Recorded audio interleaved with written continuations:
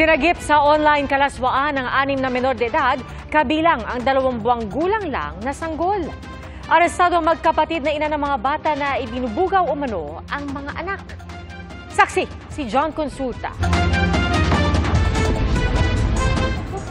Nang magpakita na sa laptop screen ang subject para sa kanilang online kalaswaan na transaksyon,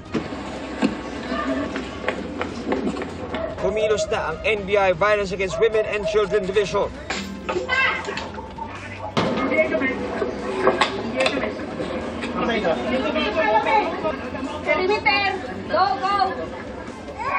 Sa loob ng bahay, inabutan pang umiiyak ang mga bata.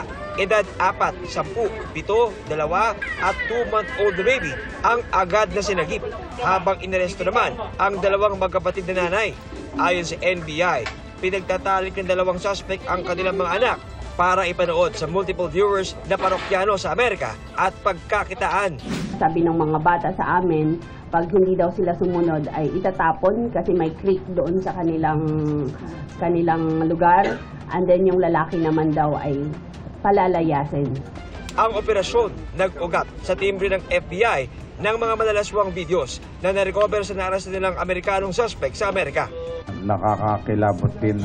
Binibenta nila yung show, yung picture nila, only for $15. $15. Hindi matanggap eh. Hindi natin matanggap ng ganun. Yung mga victims ay nasa shelter house na ngayon, na under the DSWD. Yung mga bata ay mag-undergo sila ng mga psychological interventions.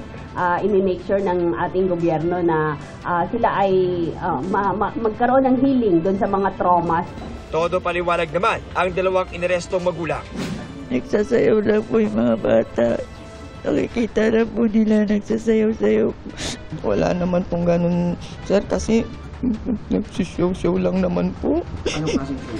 Ano lang po yung parang nagbubad-ubad lang po, sir. Pero yung ganun, sir, wala naman pong ganun. Pagtatalik. Ang na-file namin sa kanila ay multiple counts of violation of online sexual abuse or exploitation, RA 11930, qualified trafficking, child abuse, rape by sexual assault.